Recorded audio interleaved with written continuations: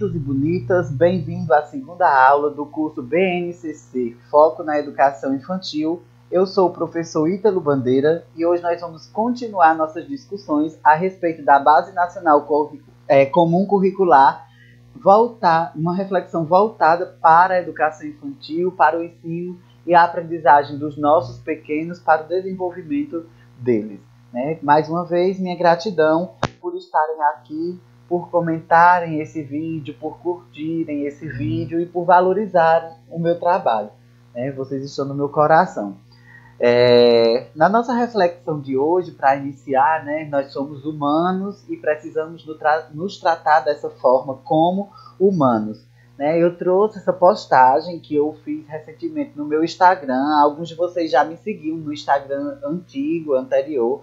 Infelizmente houve uma invasão na minha rede social, outras pessoas em outros estados estavam conseguindo acessar a minha conta e eu tive que desfazer e perdi o contato de muitos de vocês. Então, quem quiser me adicionar lá no Instagram para manter um contato maior, está aqui o meu contato, @italobandeira8. E aí vocês vão conseguir me seguir, ver postagens desse tipo e outras postagens que eu faço relacionadas à educação, à questão de gênero e sexualidade e de espiritualidade também lá na minha página. Vai ser mais voltada para essas temáticas, essa página aí, E aí essa semana eu fiz essa reflexão, Seja sua fonte de amor, busque inspiração naquilo que você já conseguiu. Muitas vezes nós nos deparamos com momentos difíceis da nossa vida, a gente está angustiado, está cansado, emocional, mentalmente falando, e não quer nem dar continuidade a esse vídeo aqui, por exemplo, para aprender um pouco sobre BNCC, inclusive coisas que vão ajudar vocês em concurso público, tal, a conquistar o objetivo de vocês, que é se tornarem educadores, cuidadores escolar, melhores e mais capacitados, e às vezes está sem inspiração para dar continuidade a isso.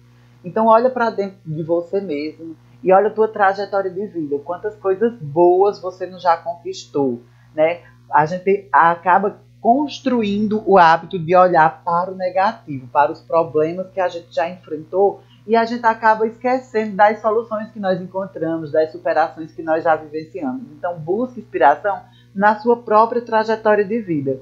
E por menor que pareça aquela tua conquista, ela foi grandiosa para a tua vida, para a tua história, para o teu momento. Então o recadinho que eu deixo no começo dessa aula é essa: seja sua fonte de amor. Busque esse amor que tem dentro de você para amar teu próprio corpo, tua própria alma, teu próprio jeito de ser, tuas formas, tuas conquistas. E aí, a partir do momento que você ama suas conquistas, todas elas, as mais pequititas e as maiores, aí você vai estar inspirado a continuar caminhando. A gente tem que ser forte para isso. E aí, vamos dar continuidade, vamos parar de filosofar a vida, é uma coisa que eu gosto de fazer muito, mas vamos parar de filosofar a vida e dar início à nossa aula sobre a BNCC. Então, na aula passada, a gente construiu alguns pontos já de conhecimentos necessários para mergulhar na BNCC propriamente dito. A gente aprendeu que ela é uma construção legal, ou seja, ela tem uma construção histórica, ela vem de construção de outros documentos muito importantes para a educação, que não foram invalidados pela BNCC, mas foram incorporados todos dentro da BNCC.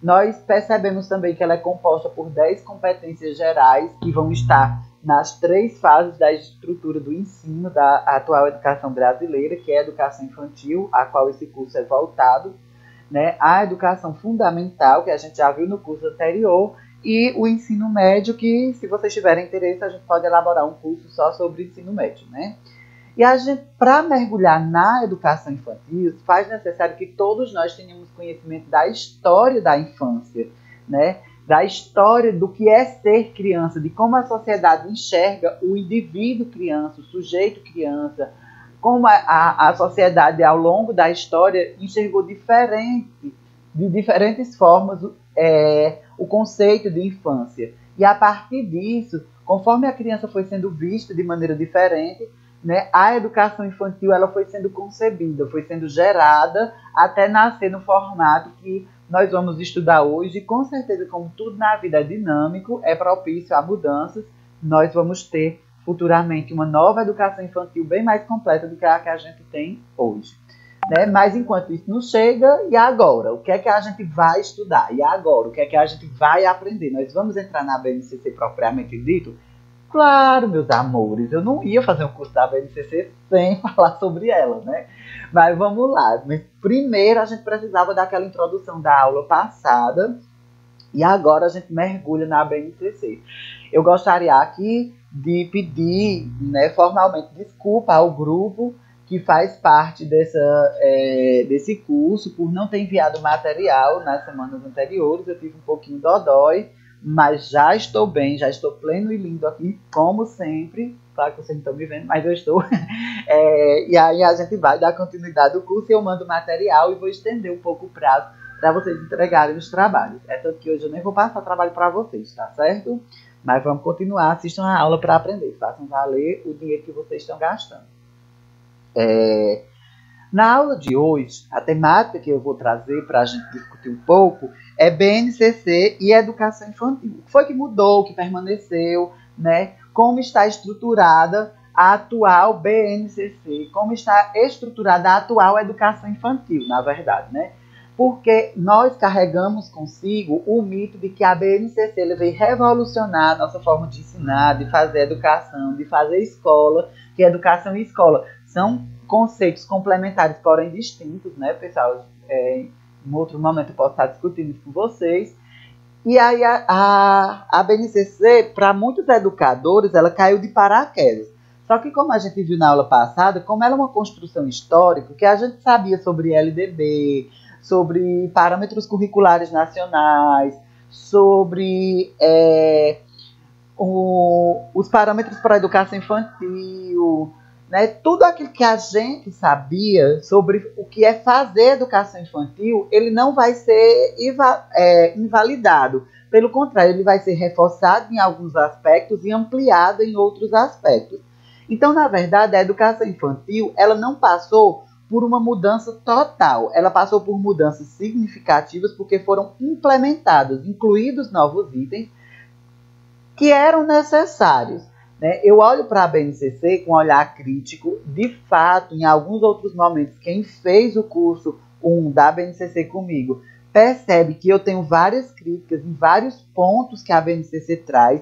Contudo, são críticas para o processo de melhoramento. A BNCC era algo necessário. Reformar a educação brasileira, dar um novo norte, novas possibilidades, é necessário porque a sociedade muda. Se a sociedade muda, significa dizer que o comportamento dos indivíduos que fazem a sociedade, nós humanos, mudamos. Então a educação, o jeito de ser, o jeito de conviver, o jeito de aprender também vão mudar. Então é por isso que a BNCC traz essa implementação, essas mudanças, que poderiam inclusive serem mais profundas, a meu ver, e também contemplarem realidades um pouco mais distintas.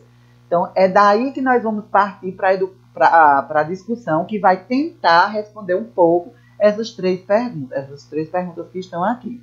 Para começar a responder isso, a gente vai continuar naquela mesma linha que estava refletindo na aula passada, né? Que são os princípios históricos de construção desse documento. Eu prometo que eu vou sair desse aspecto histórico, vou passar para o aspecto prático, já, tá, pessoal? Tenha um pouquinho de paciência, mas é porque a gente não só explica dizendo o que é, mas de onde veio, né? Uma das premissas da BNCC, uma das competências, inclusive, que ela traz, está voltado para que a gente desenvolva o aspecto científico no aluno, um aspecto crítico, investigador no aluno, né? Então, esse aspecto investigador é aquele em que o indivíduo não se contenta com o que é dado posto para ele, né? Eu não posso me contestar. Tá aqui, o curso da BNCC diz o que é, quais são as competências e o que deve ser feito. Não. Toda vez que você se deparar com algo, você deve se questionar. O investigador ele se questiona, né? De onde veio é a primeira pergunta que a gente deve fazer. BNCC, novo documento, nova educação, a gente vai ter que mudar o jeito da aula, né? De onde veio isso? E aí a gente vai para esses aspectos históricos para poder compreender direitinho essa realidade. E aí, galerinha, né, pensando nesses aspectos históricos, eu recortei lá da própria BNCC, esse trechinho tá lá, eu vou até disponibilizar para vocês no grupo, a BNCC atualizada, né, e ele define, né, a educação infantil a partir desse aspecto histórico. No Brasil, até o final dos anos 80, a expressão pré-escolar era bastante utilizada. O que é que ela expressava? Ela expressava o entendimento de que a educação infantil era uma etapa anterior, independente, preparatória para a escolarização, que só teria seu começo no ensino fundamental. Situava-se, portanto, para fora da educação formal. Vejam, pessoal, isso é um marco na história da educação brasileira. Até os anos 80, vocês não poderiam ser considerados professores, porque vocês estavam atuando na educação infantil, né? Porque a educação infantil não era uma etapa de escolarização, não era uma etapa de formação do indivíduo. Até o final dos anos 80, o pré-escolar era para acolher as crianças, lembra lá que a gente falou sobre isso na aula passada, acolher as crianças que eram filhos de pais trabalhadores, não tinham onde deixar. Então, ela tinha uma função mais de cuidado do que desenvolvimento cognitivo, aprendizagem, desenvolvimento do ser. Isso muda no final dos anos 80, porque nós deixamos de ser um país ditatorial. Em 1988, nós já somos um país democrático, uma nova Constituição Federal. Isso significa dizer que o novo conjunto de leis ele é instituído no país. E aí, a partir de 88, atendimento em creches e pré-escolas, as crianças de 0 a 6 anos de idade, torna-se dever do Estado. Então, a partir de 1988, não é mais opcional, é um dever do Estado atender essas crianças. Eu gaguejei agora porque eu me perdi aqui, eu sou cego e eu estava sem o óculos, peguei agora, viu, pessoal? Posteriormente, quase 10 anos depois, 8 anos depois, na verdade, é promulgada a LDB. Isso aí foi muito importante, porque com a LDB de 1996, a educação infantil passa a ser parte integrante da educação básica. Ou seja, agora vocês podem ser legalmente considerados professores, porque agora eu tenho a educação infantil como uma etapa de escolarização, como uma etapa onde o indivíduo entra na instituição escola para aprender algo. Né? No mesmo patamar que está o ensino fundamental e o ensino médio, agora se está a educação infantil. Isso significa dizer que eu posso destinar mais facilmente verbas para a educação infantil, para a compra de equipamentos, para a contratação de profissional, para a formação dos profissionais que fazem a educação infantil. Isso é muito importante, né? A partir da modificação introduzida na LDB, em 2006, né, aí já alguns aninhos depois também, eu vou encontrar o quê? Que antecipou o acesso ao ensino fundamental para os 6 anos de idade, a educação infantil passa a atender a faixa etária de 0 a 5 anos. Então, em 2006, há uma mudança na LDB, e aí o primeiro ano da educação do ensino fundamental, ele passa, né, obrigatoriamente a considerar na faixa coerente com a idade, né, os 6 anos de idade. E a partir daí, a educação infantil fica oficialmente instituída de 0 a 5 anos de idade. Só que apenas 10 anos depois, em 2016, quando a BNCC estava sendo elaborada, é que vai se pensar numa estrutura, né, no formato que nós vamos ter agora da educação infantil. E aí, com a BNCC, né, aprovada lá de 2017 para 2018 e começado a colocar em prática a partir do ano de 2019, sendo obrigatória a partir dos anos de 2020, os estados, municípios, as escolas da rede pública e privada, elas vão ter uma obrigatoriedade. Qual é a obrigatoriedade? É revisar os currículos usando a BNCC como um núcleo comum para essa reelaboração. Isso não tira a autonomia de nenhuma das esferas, nem dos estados, nem dos municípios, nem das escolas privadas ou públicas, de poderem garantir a diversidade durante a construção. A participação dos educadores é essencial para complementar os currículos com suas propostas pedagógicas, particularidades regionais. O que é que significa dizer, pessoal? Que a BNCC ela mudou a estrutura da educação infantil? Mudou. Ela fez adequações? Fez. Ela inseriu elementos novos? Sim. Esses elementos, essas adequações, essa mudança estrutural, ela precisa ser respeitada pelas escolas, pelas redes de ensino, seja ela municipal ou estadual? Sim. Todas as respostas para essa pergunta são sim. Só que tem um adendo, um parênteses. A BNCC, ela diz o que não pode faltar na educação infantil ou no fundamental ou no médio também, né? Ela diz o que não pode faltar durante todo o processo de formação do indivíduo, do primeiro ano que ele entra na escola, na educação infantil, ao último que ele sai do ensino médio. Isso não significa dizer que as escolas não possam inserir elementos que fazem parte da sua realidade no currículo. Isso porque não se admite ser um educador, um cuidador escolar, um profissional da educação que não conheça o conceito de currículo, que não saiba o que é currículo. No curso 1 eu trabalhei muito essa questão.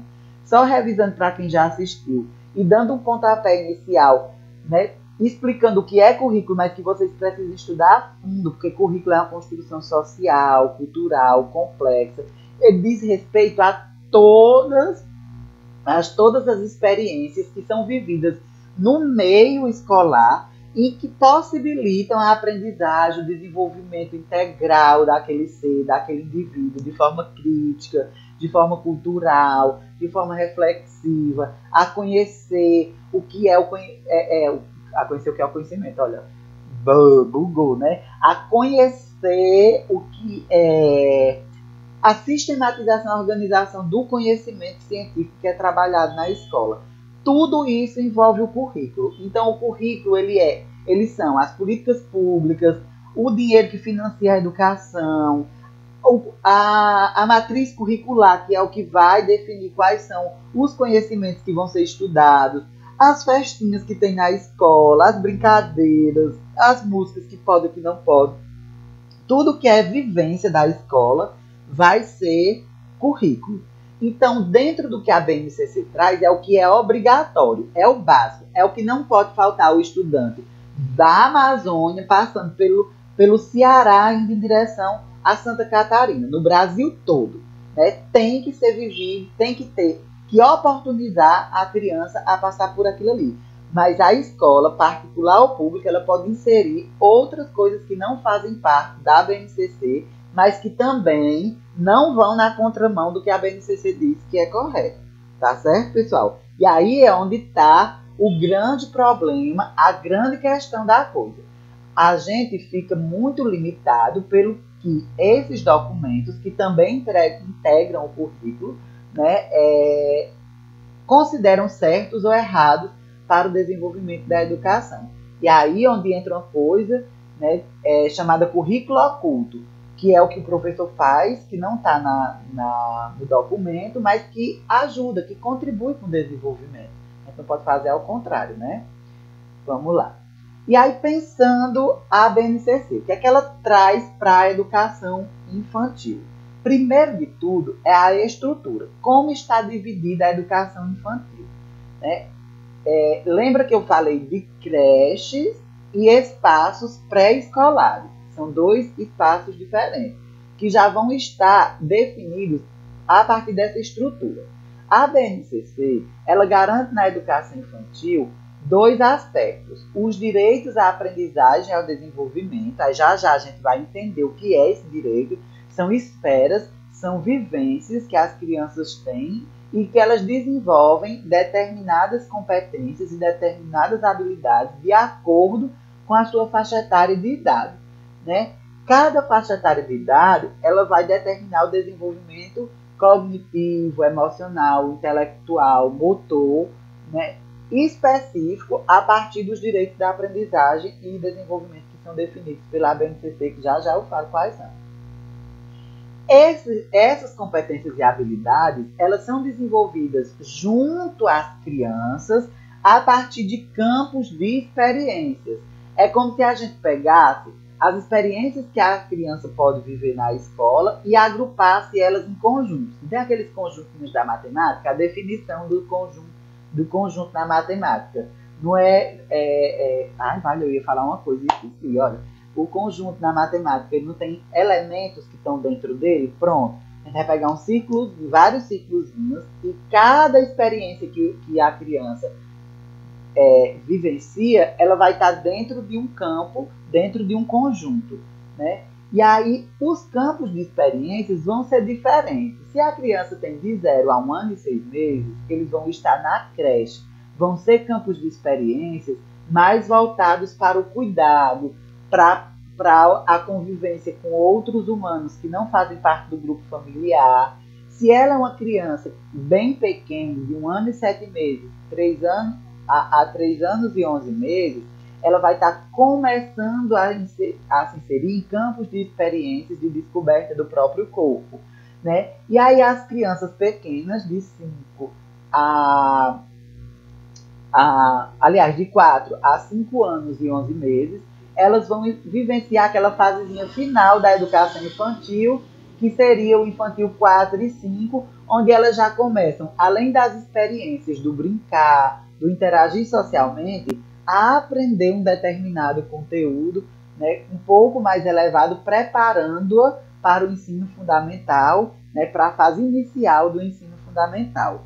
E aí, cada fasezinha dessa vão ter objetivos de aprendizagem. Os objetivos de aprendizagem são os elementos que vão estar dentro do conjunto dos campos das experiências. E essas experiências, elas vão garantir às crianças a aprendizagem e o desenvolvimento necessário para a inserção dela no novo ciclo, que seria o ensino fundamental estudado no curso passado. Tá, pessoal? Vamos para frente? Bora lá. Então, vamos lá.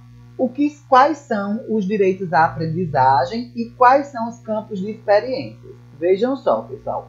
Para a educação infantil, o documento fundamenta as ações referências a aprendizagens essenciais, competências, saberes e habilidades para a etapa, definindo como eixos estruturantes das práticas pedagógicas as interações e brincadeiras. Desde os parâmetros curriculares da educação nacional, né, a LDB, a educação infantil garante que, né, é garantido à criança na educação infantil o desenvolvimento cognitivo dela a partir de interações e brincadeiras. E isso não é algo novo.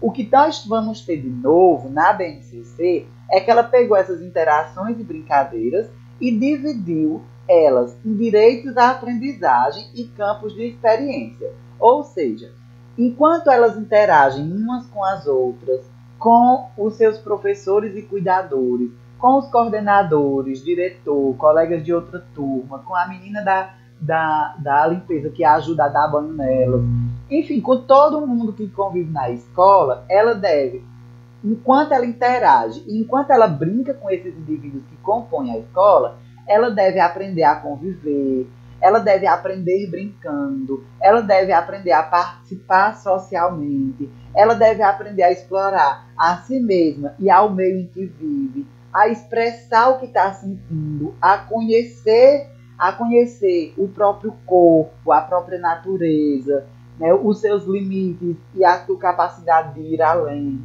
E tudo isso ela vai aprender convivendo consigo mesmo e com os outros, né? Vivenciando experiências com o próprio corpo, a partir do gestual, a partir dos seus movimentos, da sua interação ali com o meio. Né? Ela vai aprendendo a identificar traços e sons, então não pode ser qualquer brincadeira, não pode ser qualquer tipo de interação. Aprender a se respeitar, a se defender. Né? Então, ela vai experienciar isso quando ela escuta outras pessoas além da família falando, né? Quando ela entende que existem outros pensamentos, ela vai começar a experienciar um espaço que não é a família dela, né? E aí ela vai entender que existem espaços diferentes, tempos, as quantidades, as relações. Os campos de experiência são as vivências que a criança vai ter na escola. E os direitos de aprendizagem e desenvolvimento é o que e como ela vai aprender. Então, a BNCC, ela meio que esmiuçou bem direitinho o que era interagir e o que era brincar dentro de um contexto da educação infantil, dentro do contexto da educação escolar. Por que isso aconteceu? Né? Essa intencionalidade consiste na organização e proposição pelo educador de experiências que permitam às crianças a conhecer a si e ao outro e de conhecer e compreender as relações com a natureza, com a cultura do lugar onde ela vive e de outros lugares do mundo e com a produção científica que se traduzem nas práticas de cuidados pessoais, como alimentação, o vestir-se, como higienizar-se, nas brincadeiras, nas experiências com os materiais variados, na aproximação com a literatura e no encontro com outras pessoas. Parte do trabalho do educador é refletir e ensinar a refletir, selecionar, organizar e planejar, mediar, monitorar o conjunto de práticas e interações, garantindo a pluralidade de situações que promovam o desenvolvimento pleno da criança. Ou seja, esse slide aqui é um recorte do texto da BNCC que define o que é educação infantil, que ele deixa bem claro que deve ser desenvolvido, que eu já tinha explicado anteriormente, né? E qual é o seu papel enquanto professor, enquanto educador. Nós temos um papel muito bem definido. E aí, quando nós nos vemos nessa nova caixa, nós nos sentimos obrigados a mudar. Porque muitas vezes a gente não aprendeu essas competências básicas. E para quem fez o curso 1, percebe, vou até dar uma voltadinha aqui, que quando eu falo o eu, o outro e o nós, que a criança ela deve experimentar, o próprio corpo, o corpo do coleguinha, do professor, e isso no bom sentido, tá, pessoal? Eu estou falando da competência lá do ensino fundamental que nós estudamos, do ensino médio, que é aprender a conviver, que inclusive é uma das premissas da educação que foi definido pela Organização Mundial das Nações Unidas, né? E aí, pessoal, a gente vê que uma coisinha está encaixada com a outra. Por que é que a gente fala que a educação infantil é uma fase preparatória para as fases que virão e ela precisa ser muito bem desenvolvida? Porque é aqui que a gente vai começar a desenvolver as principais competências necessárias ao aluno que o aluno tem que desenvolver durante os anos escolares. Então, a BNCC ela não vai invalidar os documentos que já estão postos, como eu havia falado antes. Portanto, as diretrizes educacionais anteriores e a base continuam valendo. Assim, a BNCC propõe um conjunto de orientações às equipes pedagógicas para a elaboração dos currículos. Quando você está pensando na construção do currículo de sua escola, do PPP de sua escola, dos eventos que vão acontecer na escola. Aí digamos que você seja uma escola confessional, porque se não for confessional você não pode fazer isso, tá? O que é uma escola confessional? A Constituição Brasileira, a LDB, diz que a educação é laica, que ela não tem religião. Isso significa dizer que nós não podemos negar a educação a uma pessoa do credo diferente da gente, que a gente tem que respeitar, né, os feriados, tem que respeitar os ritos religiosos de cada aluno, dependendo da sua religião. Contudo, ela dá abertura para que se abram escolas confessionais. O que são escolas confessionais? São aquelas escolas que confessam um credo, que legalmente, quando foram registradas, colocaram que era escola confessional, que confessavam o credo. Vamos dizer, o Salesiano, em Juazeiro do Norte, é uma escola católica. Eles confessam o credo católico, confessam que ensinam tudo que está na BNCC, mas que junto ensinam também os fundamentos, os dogmas do catolicismo. O Colégio Batista é uma escola evangélica, né? Eu vou fundar o Colégio Umbandista. Desculpa, pessoal, meu computador está dando bug. Eu não sei nem se vocês viram essa história do vírus aqui que apareceu, mas eu vou fundar a escola Umbandista, como eu estava dizendo, porque tem escola de todo jeito, que não pode ter escola de macumbeiro, né? Tô brincando, pessoal, com vocês. Mas é uma ideia. E aí, pessoal, essas escolas, elas confessam esse credo e a própria BNCC, ela dá respaldo para que você incremente. Então, se você está pensando que a sua escola pública, lá dos confins do mundo, ela pode fazer a coroação de Nossa Senhora, você vai lá no currículo, vai lá no PPP da escola, vai nos documentos e olha, é uma escola confessional? Se ela for pública, provavelmente não, porque a escola pública todas têm que ser laica, né?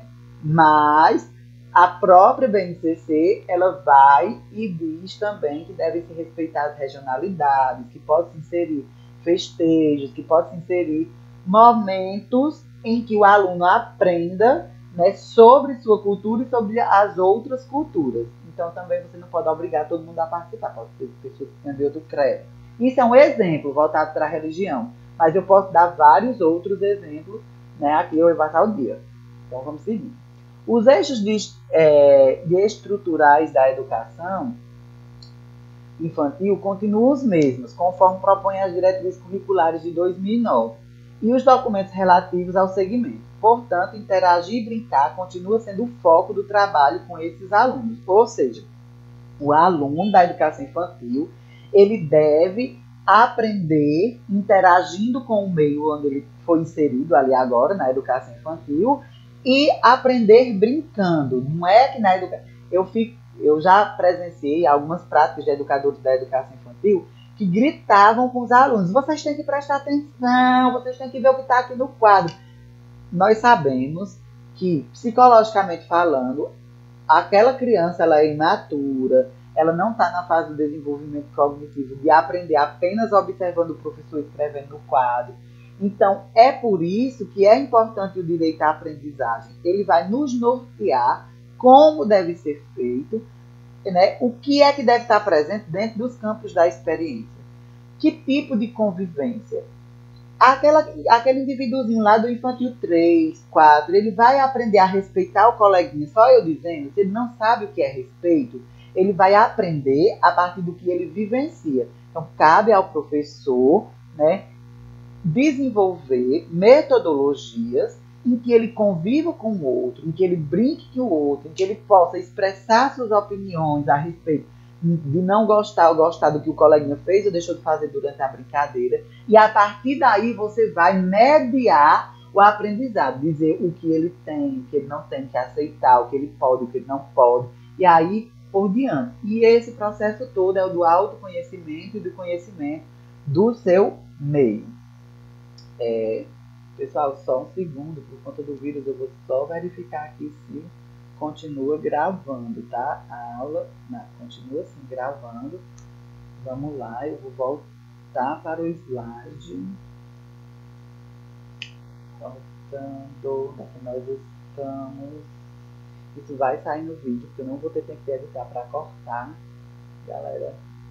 E aí, tenha paciência comigo, que estou aprendendo brincando com a tecnologia, tá? Eu sou analfabeto tecnológico, que é uma das linguagens que a gente vai desenvolver. Então, vamos lá, povo. A entrada na creche, pensando nesse cenário, né, ou na pré-escola, significa, na maioria das vezes, a primeira separação da criança dos seus vínculos afetivos e familiares, para se incorporarem a uma situação de socialização estruturada. Esse trechozinho está recortado lá da BNCC e ele vai falar da importância desse aprender a interagir e a brincar, convivendo. Né? Ele mostra o papel da educação infantil, como ela é importante. Nós sabemos que são nas primeiras infâncias onde são internalizados os primeiros traumas, onde são internalizados, né? Onde a criança ela vai criar memória afetiva e psicológica, e isso mais tarde vai definir se ela vai ser um adulto ativo, participativo, criativo, capaz de criar as próprias situações, ou se ele vai ser uma pessoa medrosa, ou se ele vai ser uma pessoa que não gosta de tentar o novo, que não é capaz de se arriscar. Então é por isso que essa fase ela é muito minuciosa, ela é detalhista, ela deve ser tratada com carinho. Né? Dessa forma, é fundamental compreender como se dá a base nesse segmento e quais são as aprendizagens que a criança deve desenvolver. E aí, dentro dessas aprendizagens, pessoal, a gente vai ver cada uma delas agora, né? O que é conviver? Conviver com outras crianças e adultos em pequenos e grandes grupos, utilizando diferentes linguagens, ampliando o conhecimento de si e do outro, o respeito em relação à cultura e às diferenças entre as pessoas. Nós carregamos consigo uma série de preconceitos, uma série de subjetividades que nos impedem de nos aproximarmos de pessoas diferentes da gente, de conviver. Isso dificulta a gente no trabalho, no dia a dia, e isso a gente aprende em casa. Como a escola representa a ruptura desses ensinamentos de casa e a possibilidade da criança ter uma outra visão de mundo, conviver é um dos primeiros direitos que a criança tem garantido pela BNCC. Ela deve aprender a conviver. A escola não deve ensinar ela a ser diferente, mas que existem outras diferenças, que ela tem a opção de ser diferente e que ela precisa ser respeitada por ser diferente. Aí está, né, esse conviver, aí está as relações étnico-raciais, de gênero e sexualidade, de deficiência, de origem, né, geográfica, de religiosidade, de tudo, né? Então, eu devo criar mecanismos, a gente vai falar um pouco disso na próxima aula, né? Eu devo criar experiências para mostrar como se desenvolver em sociedade convivendo desde lá da educação infantil. Aí eu passo para frente e vem outra. Esse brincar. Tanto o... eu esqueci agora o nome do documento. Meu Deus do céu. Que garante o direito da infância e da adolescência. Vocês lembram aí do nome do documento? Assim que eu lembrar, eu falo também. Vamos lá. É garantido, né, a toda e qualquer criança e adolescente o direito a brincar. Porque é brincando que ela vai aprender a conviver, a interagir. E é também nas brincadeiras que ela pode aprender as formas geométricas, as cores, as primeiras palavras em inglês, né? Aprender a primeira letrinha do seu nome. A gente sabe que é através, aguçando o lúdico, né? Aguçando a curiosidade desses pequenos que eles vão aprender. Então, brincar é um direito reforçado pela BNCC, porque ele está garantido lá no Código de Defesa da Criança e do Adolescente, né? No Estatuto da Criança e do Adolescente. Lembrei agora o nome. Vamos lá. Então, é um direito reforçado. É no cotidiano de diversas formas, em diferentes espaços, tempos, com diferentes preceitos, a crianças e adultos, ampliando e diversificando o seu acesso a produções culturais, seus conhecimentos, imaginação, a criatividade, suas experiências emocionais, corporais, sensoriais, expressivas, cognitivas, sociais e relacionadas. Eu acho muito interessante esse fragmentozinho também retirado de lá. Por quê? Porque aí mostra que nós temos que ser diversos. Por que a gente tem tanto ódio da BNCC? Porque ela nos obriga a ter uma diversidade de metodologias, pensando a diversidade de alunos que tem, né? São muitos alunos e alunos diferentes. Eu já presenciei, né, educação infantil, em que todo dia, no mesmo horário, a tia era lá, aquela mesma brincadeira, aquela mesma música. Minha gente, não pode ser a mesma coisa, senão a criança vai se criar débil, né? Só sabendo fazer aquela mesma coisa, aquela mesma repetição, aquela coisa. Você é mãe, tá super ocupada, nunca mais se depilou, nunca mais tomou um banho pacientemente, cuidando do seu corpo. Aí desenvolve a técnica de botar o patati e patatá, a galinha pintadinha, para a criança ver. Aquelas músicas são tão trabalhadas na repetição que a criança depois só sabe fazer aquilo. É como se fosse uma criança papagaio ou um gravador, né? Aprender brincando significa a gente encontrar multiplicidade de formas de brincar para ela aprender coisas diferentes e aprender a ser um indivíduo proativo e diverso também. E a partir da convivência e das brincadeiras, a criança ela vai começar a surgir dúvidas, ela vai começar a ser curiosa, ela vai começar a querer dizer que na casa dela não é daquele jeito, ela vai querer começar a dizer que não está gostando, ela vai começar a querer colocar a sua opinião, a preferir um brinquedo em detrimento de outro. Aí a escola ela tende a padronizar. Não, é hora de brincar com o trenzinho. Então todo mundo vai brincar com o trenzinho. E aí a criança não está afim e ela começa a se expressar, ou chorando, ou falando, dizendo que não gosta. E a gente, como professor, tende a dizer, mas você tem que gostar, você tem que participar, você tem que aprender. Eu via uns vídeos no YouTube, depois eu posso até disponibilizar para vocês, de forma onde as crianças elas brincam com diferentes objetos, diferentes atividades, enquanto uns estão pintando, outros estão colando, outros estão brincando com forma geométrica, mas todos estão aprendendo alguma coisa naquele momento. E eles têm o direito de escolher. Né? E a participação ela não deve ser bloqueada. A criança ela deve ser encorajada a participar. Por que é que muitas vezes nós temos medo de falar em público? Por que é que muitas vezes nós temos medo de dar a nossa opinião e não ser aceito? Por que é que muitas vezes nós temos medo de contar como realmente nós somos, o que realmente nós sentimos? Porque nessa fase da infância, a família, a escola, ela disse não. Você não pode falar, você não pode dizer, você não pode se expressar, você não tem direito a ter uma opinião própria, porque você tem que fazer isso nesse momento. E ela deve ser estimulada a participar e a fazer as próprias escolhas. A partir do que ela vai fazer isso? A partir da exploração. Ela vai explorar os próprios gestos, os sons, as formas, as texturas, as cores, as palavras, as emoções. Ela vai transformar seus relacionamentos interiores, sua história. Ela vai aprender a ter gosto e ela vai aprender a olhar aquilo que melhor lhe satisfaz e que preenche as suas necessidades. Ela está começando a se transformar num pesquisador, porque ser pesquisador é necessário à vida, ser curioso é necessário à vida. Né? Tanto lá no participar quanto no explorar, vem aquela fase dos porquês, né? E o porquê é importante, porque a partir da exploração, da experimentação, que ele vai definir o que é certo e o que é errado, o que é bom e o que não é, o que pode e o que não pode.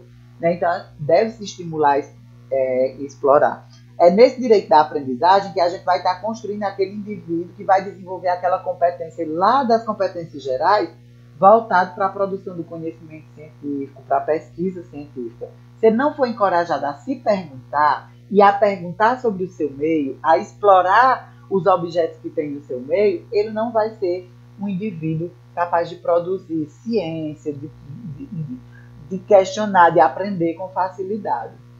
Né?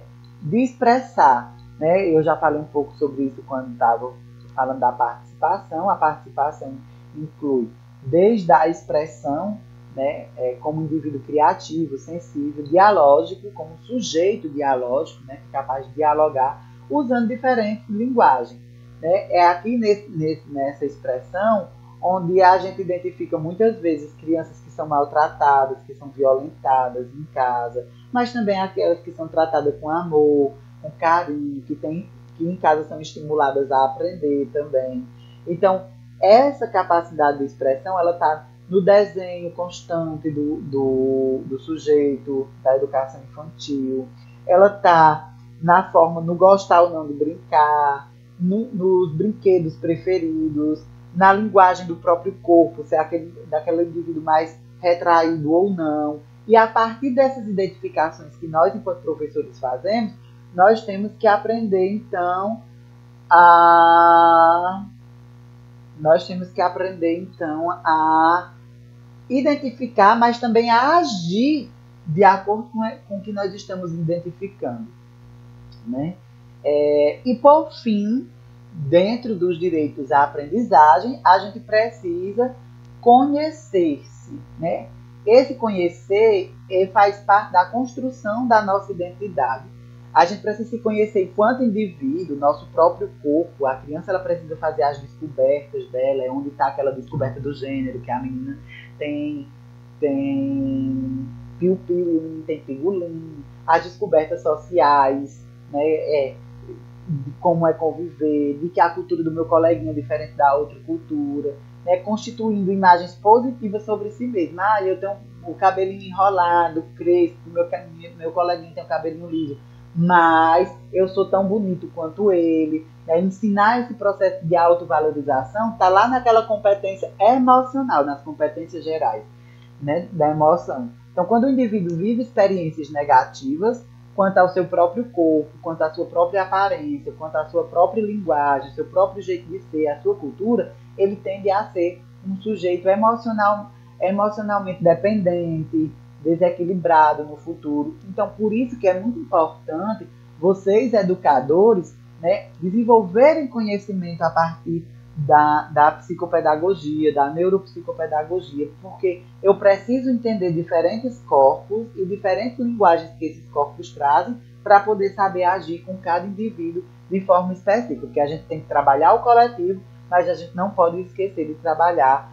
o individual. Os campos de experiências eu vou deixar para a próxima aula, vamos começar a próxima aula com os campos de experiências, e vamos começar a trabalhar algumas competências e habilidades que devem ser desenvolvidas junto aos alunos nos campos de experiência, e na última aula a gente vê essa questão de trabalhar pelo menos uma ou duas práticas que vocês podem estar desenvolvendo em sala de aula. Minha gente, eu gostaria de agradecer imensamente, né? Gratidão é quando a alma diz obrigado.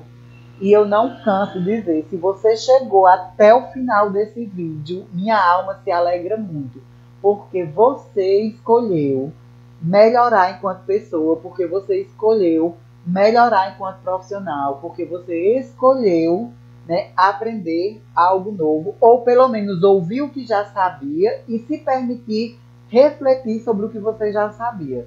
Né? Então, a minha alma está abraçando e agradecendo a cada um que faz parte desse nosso grupo, que está convivendo virtualmente e que está aprendendo junto, tá? Muito obrigado e até o nosso próximo encontro.